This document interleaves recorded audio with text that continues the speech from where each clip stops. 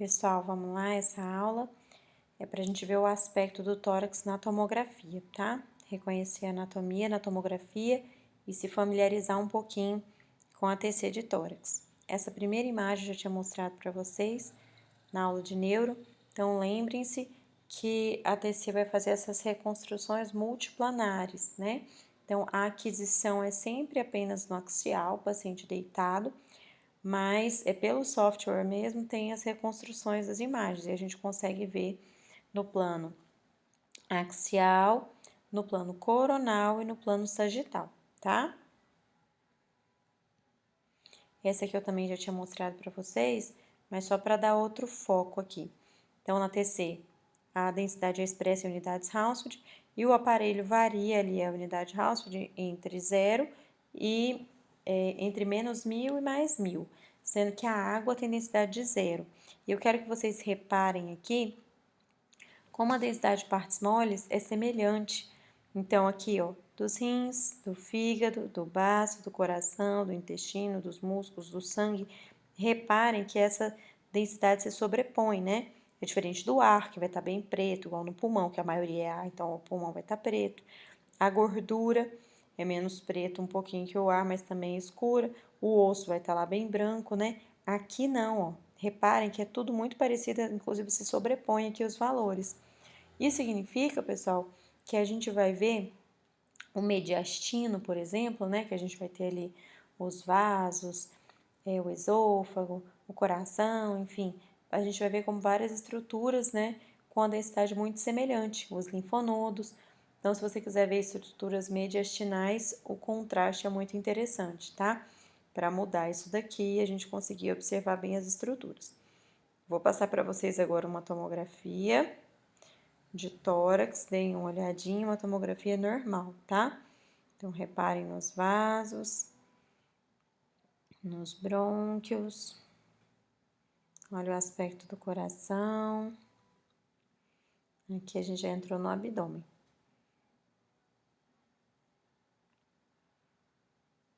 Essa aqui é a janela de pulmão, aquela primeira era de partes moles. Então, vejam que aqui na janela de pulmão eu consigo ver melhor os brônquios e as artérias, né, os vasos pulmonares. Eu não vejo o mediastino, né? Então, para ver o parênquima pulmonar na janela de pulmão. Aqui a gente está no plano coronal, observem a traqueia, a carina, brancofonte direita e esquerda se bifurcando, do centro para a periferia, diminuindo o diâmetro.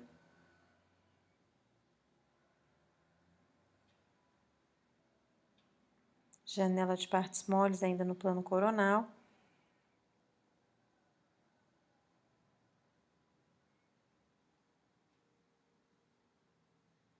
Olhem lá, veia cava, aorta, coração.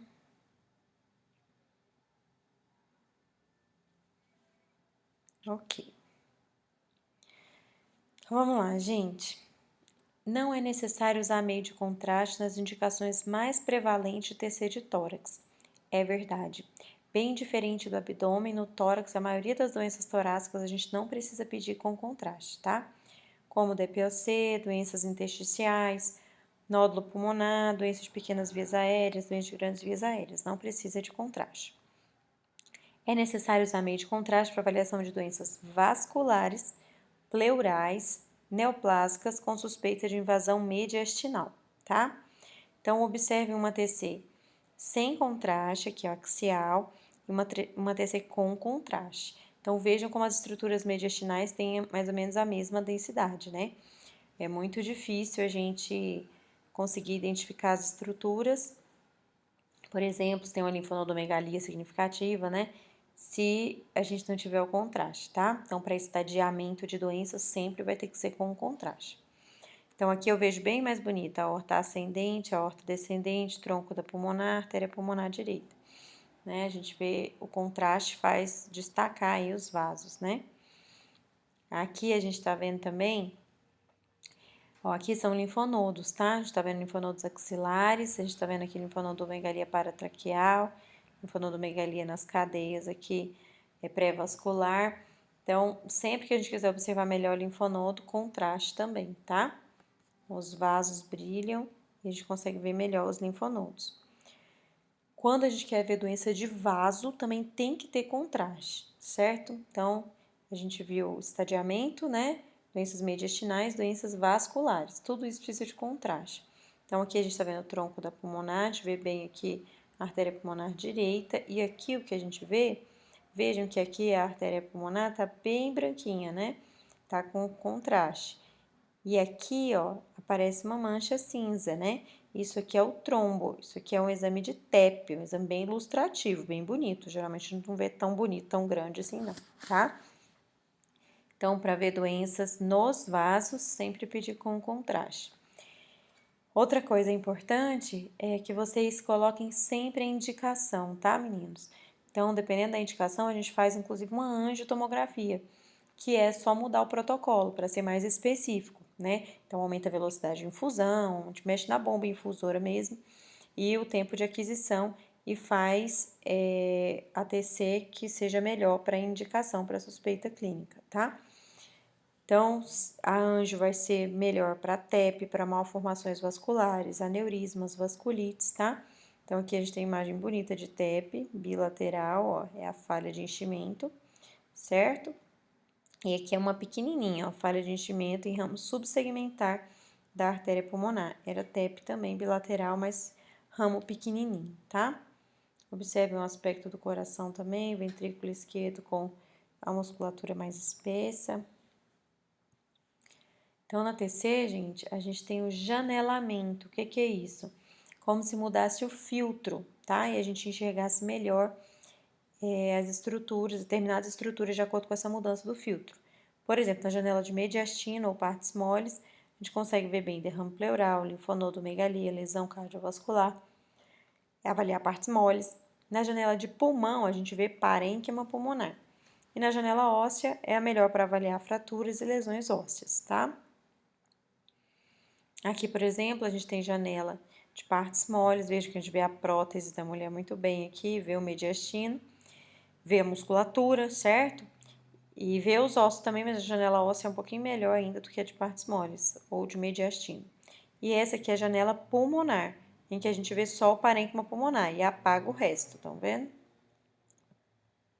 Aqui mais um exemplo. Aqui a primeira imagem está no plano coronal. Vejam como a gente vê bonito aqui o coração, né? Então, é boa para ver partes moles, a artéria aorta aqui.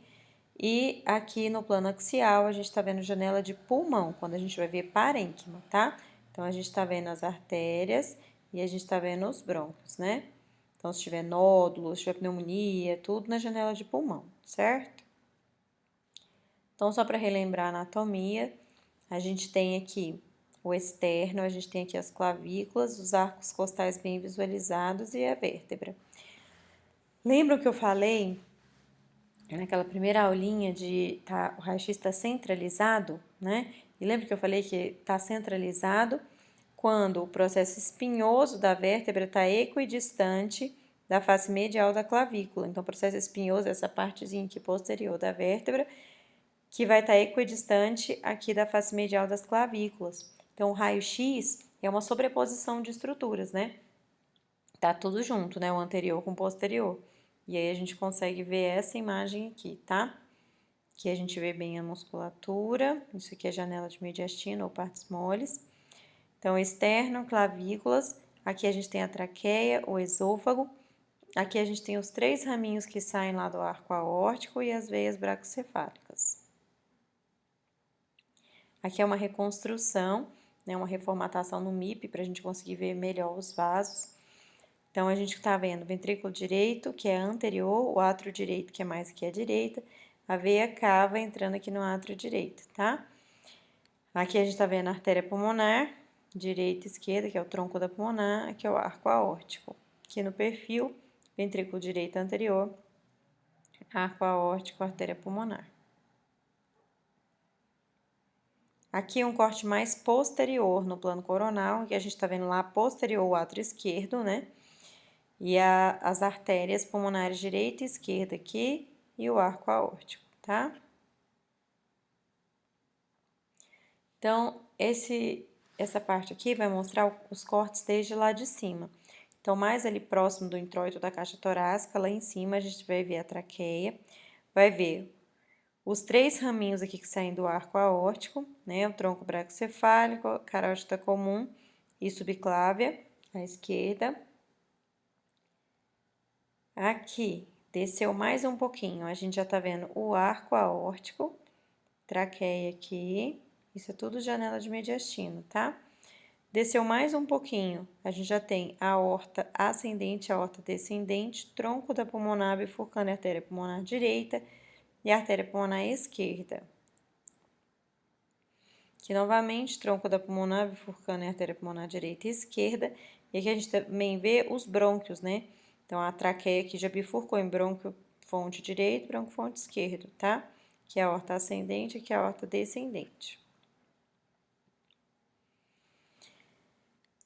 O tronco da pulmonar, gente, é esse daqui. A gente mede antes de bifurcar, tá? Para saber se tem sinais de hipertensão pulmonar. Então, essa medida aqui tem que estar menor que 3 milímetros. No olhômetro, né, só dando uma olhadinha, sem medir, a gente tem que ver que ela vai estar sempre menor que a aorta ascendente, tá? Então, aqui a aorta ascendente, a aorta descendente, tronco da pulmonar, artéria pulmonar direita, artéria pulmonar esquerda. Aqui a veia cava superior, broncofonte direito, broncofonte esquerda, aqui o esôfago tá colabadinho, mas tá aqui, tá? Desceu mais um pouquinho, parte descendente da aorta, o coração, reparem aqui na posição do coração, que ele é de ladinho mesmo. À direita a gente tem o átrio direito, à esquerda o ventrículo esquerdo, anterior o ventrículo direito e mais posterior o átrio esquerdo, tá? Vejam que a musculatura aqui do ventrículo esquerdo é mais espessa, né? Olha essa imagem que bonita no plano coronal. Então, a gente consegue ver bem o ventrículo esquerdo, a válvula aórtica e a aorta ascendente saindo aqui, né? A imagem para vocês relembrarem. A aorta ascendente, arco aórtico, a aorta descendente, saindo aqui, então, à direita, o tronco braquicefálico, carótida comum esquerda e subclave esquerda. Aqui a gente tá vendo um perfil em que a gente vê o arco aórtico, a gente consegue flagrar 2 raminhos saindo nesse corte aqui, tá? Anterior aqui, ventrículo direito, certo? Olhem lá mais uma imagem do coração, que a gente tem o ventrículo direito anterior, ventrículo esquerdo, que é a esquerda, tá? Que é a veia cava, e aqui é a aorta descendente. Lembrando que o pulmão direito vai ter 3 lobos, lobo superior, médio e inferior. A gente consegue ver as cisuras, tá? A separação entre os lobos na TC, diferente do raio-x. E o pulmão esquerdo só tem 2 lobos, lobo superior e o lobo inferior, tá? Separados aqui pela fissura oblíqua. Então, tem livro que traz a língula dessa outra cor, mas a língula faz parte do lobo superior esquerdo, tá? Do pulmão esquerdo.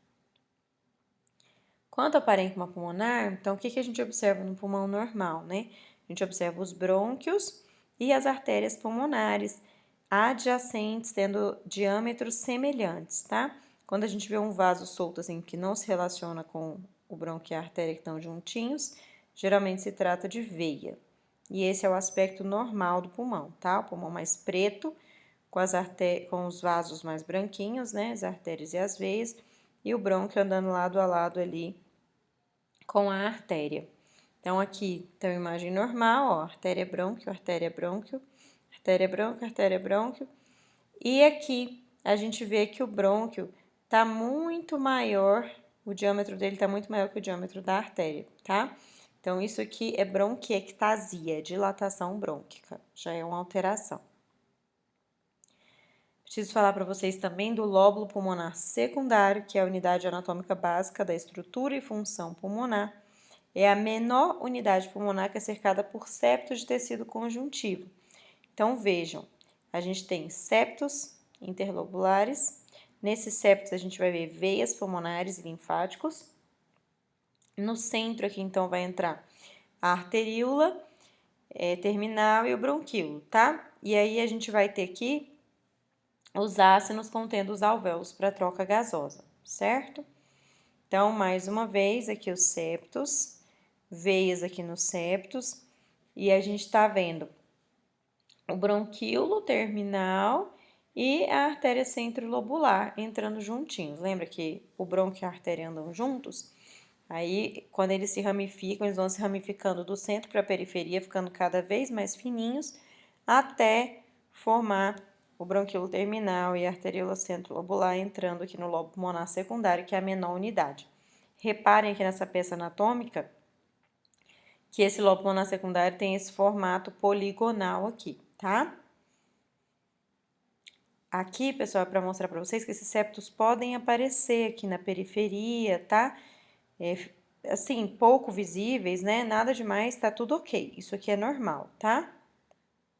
Isso aqui não. Então, isso aqui a gente tem espessamento de septos interlobulares.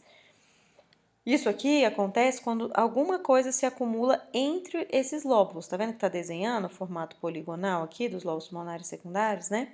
Então, pode ser qualquer coisa. Nesse caso, foi infiltração eosinofílica, então eram células, né? O paciente tinha uma vasculite, síndrome de Kush-Strauss, e tinha células entre os lóbulos pulmonares secundários, eosinófilos, tá? Mas pode ser visto por infiltração de líquido, por exemplo, como no edema pulmonar, na congestão, tá? Sangue, célula, enfim, qualquer coisa que esteja entre esses lóbulos. E mais uma coisa que eu queria mostrar para vocês é a pleura. Geralmente a gente nem vê a pleura, mas ela pode aparecer assim, invisível nos espaços intercostais, bem fininha, 1 a 2 milímetros, tá? E vejam que ela vai estar grudadinha. Isso aqui são os arcos costais. Não é para ter nada aqui, tá? Se tiver qualquer coisa aqui, qualquer volume, principalmente pendente aqui posterior, é derrame pleural, certo? Então, a pleura, ela tem uma quantidade mínima de líquido entre os folhetos pleurais, só para não ter atrito durante a respiração.